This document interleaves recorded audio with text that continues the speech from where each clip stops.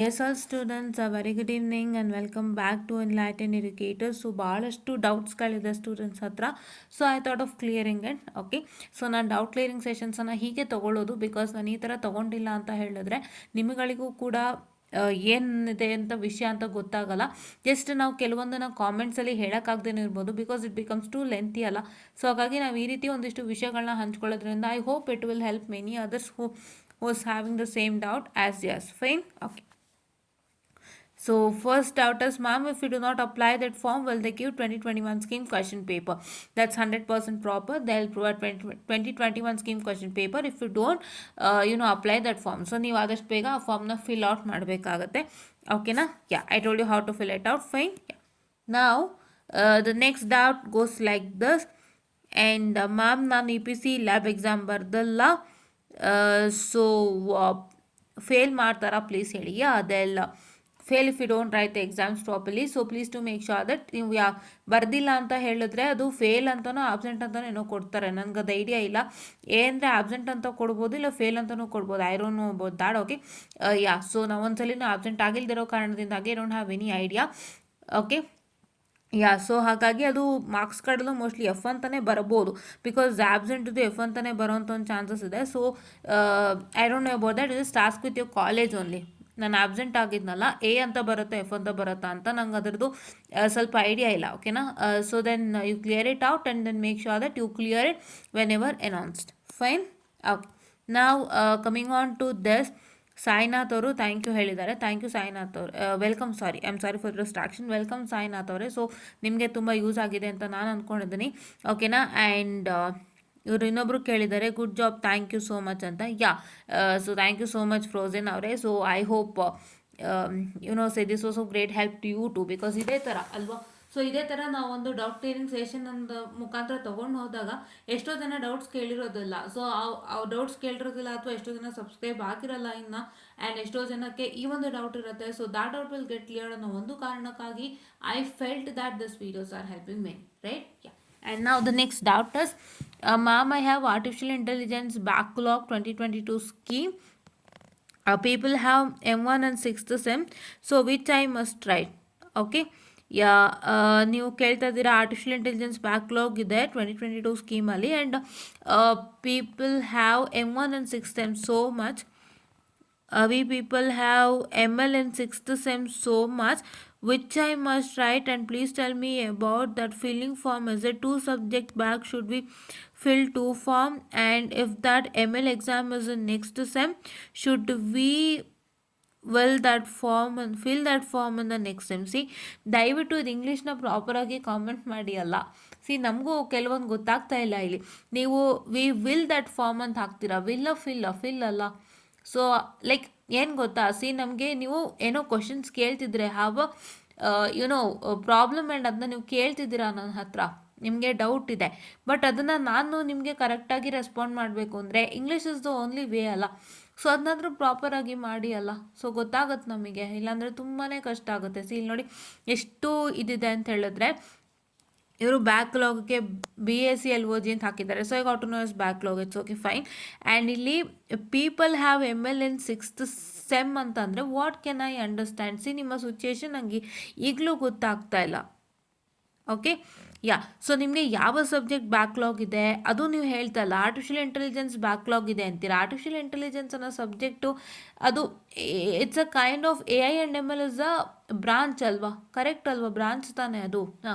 And ಇಲ್ಲಿ people have M1 and 6th sem ಅಂತ ಕೊಟ್ಟಿದ್ದೀರಾ, ML and 6th sem ಅಂತ ಕೊಟ್ಟಿದ್ದೀರಾ. ಹಾಗಂದರೆ ಏನಪ್ಪ, ನಿಮಗೆ ಏನು ಪ್ರಾಬ್ಲಮ್ ಇದೆ ಅಂತ ಕರೆಕ್ಟಾಗಿ ಇನ್ನೊಂದ್ಸತಿ ಕಾಮೆಂಟ್ ಮಾಡಿ. ಇದು ಯಾರು ಮಾಡಿದ್ದು?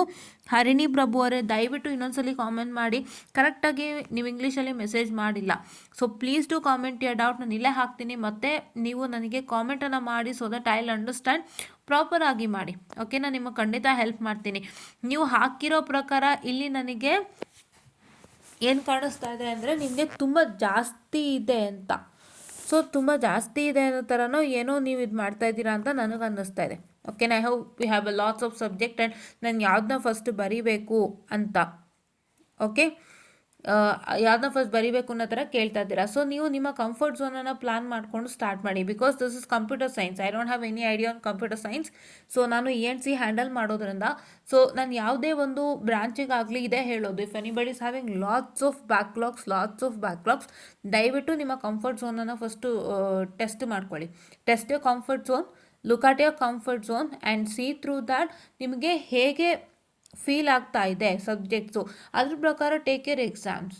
Okay, like don't go into that much that ಎಲ್ಲ ಬರೆದ್ಬಿಡೋ ಕ್ಲಿಯರ್ ಆಗುತ್ತೆ. Don't go into that zone, because ನಿಮ್ಮ ಬ್ರೈನ್ ಎಲ್ಲನೂ ತೊಗೊಳಲ್ಲ. ಆ್ಯಂಡ್ ನಿಮಗೆ ಎಲ್ಲನೂ ನಾನು ಮಾಡಿಬಿಡ್ತೀನಿ ಒಂದೇ ಸತಿ. If you lots of backlogs, if you think that I clear all the backlogs in one shot ಅಂದರೆ ಖಂಡಿತ ಆಗಲ್ಲ.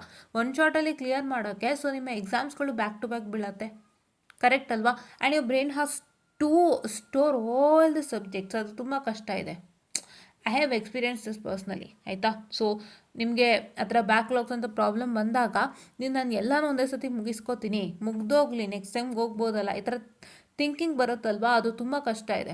ಬಿಕಾಸ್ ನಿಮಗೆ ಸಬ್ಜೆಕ್ಟ್ಸ್ಗಳು ಹೆಂಗೆ ಬರುತ್ತೆ ಅಂತ ಗೊತ್ತಾಗಲ್ಲ.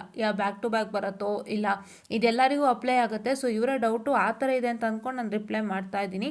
ಸೊ ಬಿಕಾಸ್ ಇವ್ರು ಕರೆಕ್ಟಾಗಿ ನೋಡಿ ಸ್ಟಾರ್ಟಿಂಗಲ್ಲಿ ಹೇಳೇ ಇಲ್ಲ. ಇದೇನೋ ಗೊತ್ತಾಯಿತು, ಅದನ್ನು ಕ್ಲಿಯರ್ ಮಾಡ್ತೀನಿ next part. But first part ಒಂಚೂರು ಗೊತ್ತಾಗಿಲ್ಲ. ದಯವಿಟ್ಟು ಹರಿಣಿ ಪ್ರಭು ಅವರೇ ನೀಟಾಗಿ ರಿಪ್ಲೈನ ಮಾಡಿ. ನಿಮ್ಮದು ನನಗೆ ಕರೆಕ್ಟಾಗಿ ಗೊತ್ತಾಗಿಲ್ಲ ಫಸ್ಟ್ ಪಾರ್ಟ್ ಮಾತ್ರ. ಯಾವುದಂದರೆ ma'am I have artificial intelligence backlog 2022 scheme, people have M1 and 6 times, so which I must write ಅನ್ನೋದಿದೆಯಲ್ಲ, ಅದನ್ನ ಒಂದ್ಸತಿ ಕ್ಲಿಯರಾಗಿ ಇದು ಮಾಡಿ. ಓಕೆನಾ?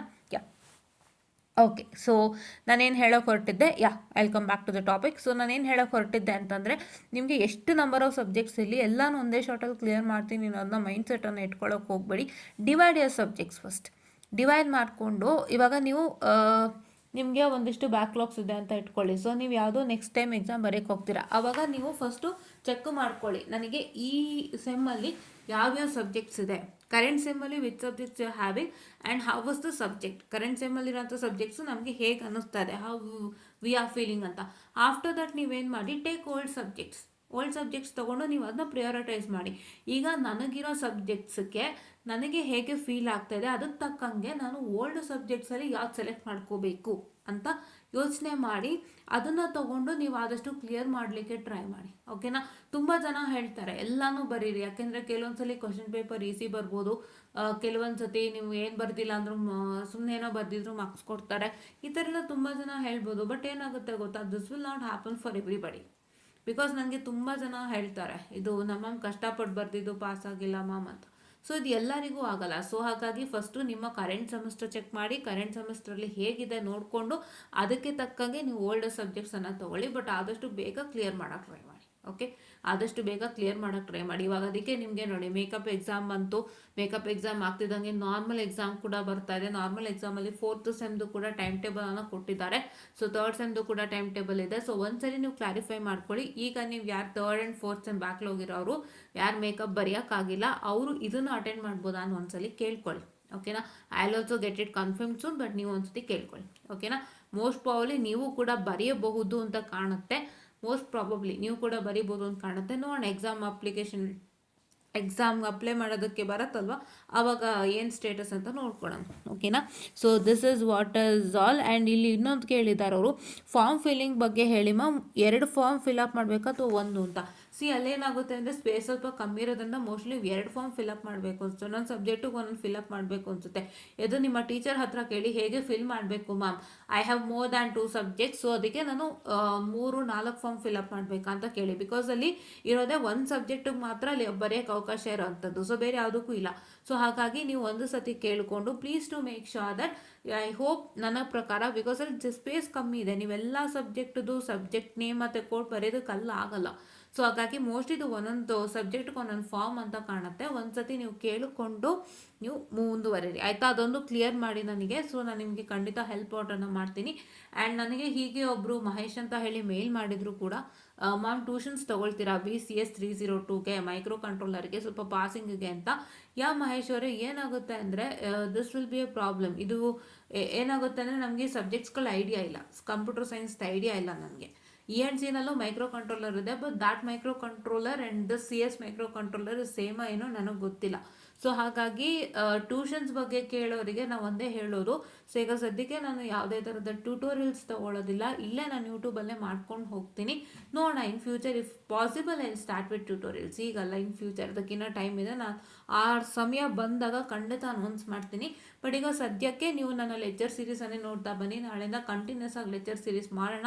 Let's be together from tomorrow. Fine, ನಂದೆಲ್ಲ ಕೆಲಸ ಮುಗೀತು. Let's be together from tomorrow and let's connect and let's unite. And ಆದಷ್ಟು ನಾನು ಲೈವ್ ಬರೋಕ್ಕೆ ಟ್ರೈ ಮಾಡ್ತೀನಿ, ಬಿಕಾಸ್ ಲೈವ್ ಕ್ಲಾಸಸ್ಸಿಂದ ನೀವು 1000 ಜನ ಆಗಿದ್ದೀರಾ. ನನಗೆ ಇವತ್ತು 1340 ಜನ ಏನೋ ಆಗಿದ್ದೀರಾ. ಸೊ ನಾನು ಲೈವ್ ಬರ್ತೀನಿ, ಸೊ ದಟ್ ನೀವೆಲ್ಲರೂ ಲೈವಲ್ಲೂ ಕನೆಕ್ಟ್ ಆಗ್ಬೋದು, ಏನೇ ಡೌಟ್ಸ್ ಇದ್ರೂ ಕೇಳ್ಬೋದು. ಸೊ ಒಂದು ಪ್ರಾಪರ್ ಲೈವ್ ಕ್ಲಾಸಸ್ನ ಸ್ಕೆಡ್ಯೂಲ್ ಮಾಡಿ ಅದನ್ನು ಕೂಡ ಆರ್ಗನೈಸ್ ಮಾಡ್ತೀನಿ, ಪ್ಲಸ್ ನಾರ್ಮಲ್ ಕ್ಲಾಸಸ್ಸು ಹೋಗುತ್ತೆ. So please to make sure that you watch all that without fail ಅಂತ ಹೇಳ್ತಾ I just find up this short session and thank you.